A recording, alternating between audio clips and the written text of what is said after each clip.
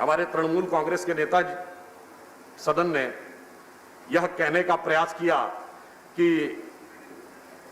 बंगाल की मुख्यमंत्री जी ने एक अवेयरनेस का प्रयास किया था जब उन्होंने जमीन के ऊपर वह सर्किल्स बनाए। अच्छा प्रयास था, पर उन्होंने कहा कि दूसरा दृश्य उन्हें याद नहीं आया। तो मैं कहना चाहता हूं, आप भूल गए, मुख्यमंत्री के द्वारा जमीन पर सोशल डिस्टेंसिंग का संदेश देते हुए सर्किल बनाने का दृश्य याद है, प्रधानमंत्री के द्वारा स्वच्छता का संदेश देते हुए झाड़ू लगाने का चित्र नहीं याद था। प्रधानमंत्री के द्वारा समाज के सबसे वंचित तबकों का पाद प्रक्षालन, पैर धोने का वो दृश्य नहीं याद था। जब दृश्य याद करिए तो सारे याद करिए। और वैसे तो देखिए, तस्वीर की जहां तक बात है तो थोड़ा सा मैं कहना चाहूंगा, भाई पश्चिम बंगाल के मुख्यमंत्री जी की भी एक बड़ी विशेष तस्वीर हुआ करती थी। जब हम लोग कोलकाता जाते थे तो यत्र तत्र सर्वत्र दिखती थी, आजकल वो नहीं दिखती है। और अब तो सभापति महोदय इंटरनेट पे भी आसानी से नहीं दिखती है। अब शायद वो तस्वीर तसव्वुर में चली गई है, इसलिए वो अब हृदय पटल पे होगी और दृश्य पटल पर दिखाई नहीं पड़ती। अब मैं ये कहना चाहता हूं कि अब अगर हम आगे बढ़े तो समन्वय के साथ साथ अगला प्रश्न आता है संसाधन। हमने क्या किया इन महीनों में? हमने यह किया कि एक लैब थी, वहां से बढ़ते हुए हम 1705 लैब तक। आज देश का कोई ऐसा जिला नहीं है जहां पर कि कोविड की लैब उपलब्ध ना हो, जबकि पहले स्थिति यह थी कि वो केवल एक थी पुणे में, पूरे देश में और कहीं नहीं थी। कई दिन लगते थे उस वायरोलॉजी के टेस्ट करने में। आज स्थिति यह है कि हेल्थ मिनिस्टर साहब ने बताया कि 10.94 लाख टेस्ट पर डे किए जा रहे हैं, जो इस समय भारत वैश्विक मानक से ऊपर चल रहा है टेस्ट करने के मामले में। एक भी पीपीई किट नहीं बनती थी, आज 1.93 करोड़ पीपीई किट बनने का आदेश और 1.29 करोड़ पीपीई किट बन चुकी है। जहां तक दवाओं की बात है, हमने भारी मात्रा में दवाएं न सिर्फ यहां बनाई है बल्कि तमाम देशों को एक्सपोर्ट भी की हुई है। अगर आप ये देखें तो हाइड्रोक्लोरोक्विन या अन्य दवाओं के साथ पहली बार एक संयोग भी रहा कि अमेरिका के एफडीए ने अपनी मार्केट में भारतीय दवाओं को मंजूरी दी, जो अभी तक भारतीय कंपनियों की दवाओं को वो मंजूरी नहीं मिलती थी। आज जब हाइड्रोक्लोरोक्विन के मामले में उन्होंने परमिशन दी कि मार्केट में वो सेल कर सकते थे, और इसलिए उन्होंने बुलाया भारतीय कंपनियों को कि भारत के ही प्रोडक्ट को बुलाया। सामान्यतः वो भारत के किसी प्रोडक्ट को स्वीकार नहीं करते।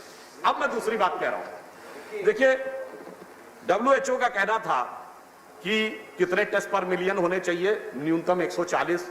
हमारे यहाँ इस समय 740 के आसपास पर मिलियन टेस्ट हो रहे हैं। तो जो पहले एक बात थी कि टेस्टिंग नहीं हो रही है, टेस्टिंग अब प्रचुर मात्रा में हो रही है, क्योंकि जो संसाधन बढ़ते चले गए, संसाधनों के विस्तार के साथ सरकार ने टेस्टिंग को भी आगे उसी हिसाब से बढ़ाने का प्रयास किया।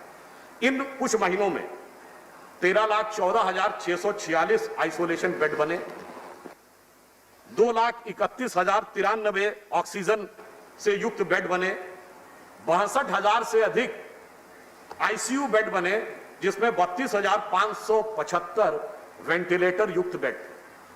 जबकि उल्लेखनीय बात यह है कि जब यह क्राइसिस शुरू हुई तब वेंटिलेटर हमारे यहां नहीं बनते थे। अब वेंटिलेटर बन भी रहे हैं और अब बाहर भी भेज रहे हैं। तो अगर हम इस प्रकार, और अगर हम कुल मिला के देखें तो इस समय देश में 15,284 कोविड सेंटर्स हैं और 12,826 आइसोलेशन सेंटर्स। यानी इन महीनों में संसाधनों की अभिवृद्धि जितनी की जा सकती थी वह हमने करने का पूरा प्रयास किया है। और इसी दिल्ली में 10,000 की क्षमता वाला वह एक कोविड हॉस्पिटल है, जिसका उद्घाटन गृह मंत्री श्री अमित शाह जी ने किया था और जिसमें भारत के केंद्रीय जो रिजर्व पुलिस फोर्स हैं उन लोगों ने उसे खड़ा करने में महत्वपूर्ण भूमिका निभाई। उसके लिए हम उनका अभिनंदन करते हैं। अब जैसा कि स्वास्थ्य मंत्री जी ने बताया था कि 3 वैक्सीन के ऊपर एडवांस स्टेज में काम चल रहा है। अभी समाचार पत्रों में आया था कि शायद रूस से वैक्सीन खरीदने की प्रक्रिया भी आगे चल रही है। तो ये वो चीजें हैं जो संसाधनों के विकास में हम आगे बढ़ने का प्रयास कर रहे हैं। परंतु इसी के साथ हमने एक नई प्रक्रियाओं का भी प्रयास किया, जो हम सिर्फ एक ही प्रकार की चिकित्सा पद्धति से यह संदेश या समाधान पाने का प्रयास करेंगे। इसलिए inter disciplinary Ayush task force का गठन किया गया। पहली बार आयुर्वेद और CSIR मिलकर रिसर्च करेंगे, क्योंकि जनरल इम्यूनिटी को बढ़ाने की जो क्षमता आयुर्वेद और अन्य चिकित्सा पद्धतियों में है वो सामान्य चिकित्सा पद्धतियों में नहीं थी। तो इसका भी एक प्रयास किया गया। और पहली बार ऐसा हो रहा है जब उन गैर परंपरागत चीजों को, जिनको गैर परंपरागत चिकित्सा माना जाता था, मेन स्ट्रीम से हटकर उनको मेन स्ट्रीम में लाकर वैज्ञानिकता के साथ स्थापित करने का प्रयास किया जा रहा है। यानी वैक्सीन भी और इम्यूनिटी बढ़ाने का प्रयास भी, और यह एक अल्टरनेटिव टेक्नोलॉजी से आगे बढ़ने का वह प्रयास भी किया जा रहा है। यह मैं सिर्फ यह बताना चाहता हूं कि हम लोगों ने संसाधनों में आगे बढ़ने का कितना कार्य किया। अभी हमारे एक सम्मानित सदस्य उत्तर प्रदेश के बारे में प्रश्न कर रहे थे, तो मैं सिर्फ यह कहना चाहूंगा कि उत्तर प्रदेश जनसंख्या में लगभग ब्राजील के बराबर है। और आज अगर आप तुलना करें तो उत्तर प्रदेश की जनसंख्या 23.78 करोड़ है और ब्राजील की जनसंख्या 21 करोड़ है। परंतु ब्राजील में 34.6 लाख केस हैं और उत्तर प्रदेश में 1.1 लाख केस हैं, 1.11 लाख। डेथ जहां तक है ब्राजील में 1.72 लाख हुई हैं और उत्तर प्रदेश में 2,867, जबकि टेस्टिंग उत्तर प्रदेश में इस समय सर्वाधिक हो रही है। इसका अर्थ यह हुआ कि देश तो छोड़िए, जो उत्तर प्रदेश के बारे में प्रश्न कर रहे थे, चूंकि मैं उत्तर प्रदेश से आता हूं, तो उत्तर प्रदेश की सरकार ने कोविड को नियंत्रण करने में इतना महत्वपूर्ण कार्य किया है कि अगर हम ब्राजील के इंफ्रास्ट्रक्चर से तुलना करें तो वो काफी बड़ी एक उपलब्धि नजर आती है। अगला विषय यह आता है सभापति महोदय कि सिर्फ संसाधन ही नहीं, संवेदनशीलता भी चाहिए। यदि संवेदनशीलता की बात आती है तो प्रधानमंत्री जी ने जब यह घोषणा की कि देश के 80 करोड़ गरीबों को, और अब तो किया नवंबर के महीने तक राशन मिलेगा, मुफ्त मिलेगा, ये और कोई नहीं, ऐसी कोई, इसमें मैं कोई नहीं कह रहा कि ये कोई बहुत बड़ी बात उनके लिए किया, सिर्फ संवेदनशीलता का प्रमाण। जिस समय हमने कहा कि मिडिल क्लास के लिए EMI में छूट हो या MSME के लिए परिभाषा में ही बदलाव कर दिया गया, यह सिर्फ संवेदनशीलता का प्रमाण था। ऐसा नहीं, लोगों को सीधे खाते में धन भी दिया गया और अनाज भी दिया गया।